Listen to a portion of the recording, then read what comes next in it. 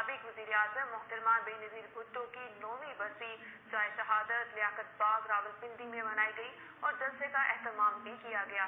دیالوں نے محترمہ کو خراج عقیدت پیش کیا اور بھٹو خاندان کی قربانیوں کو سراہا۔ سابق صدر آصف علی زرداری اور بلاول بھٹو کے حوالے سے پاکستان پیپلز پارٹی کی مرکزی قائدین اور دیالوں نے چینل 5 سے کیا خصوصی بات چیت کی، جانتے ہیں ضمیر حسین ضمیر کی اس رپورٹ میں۔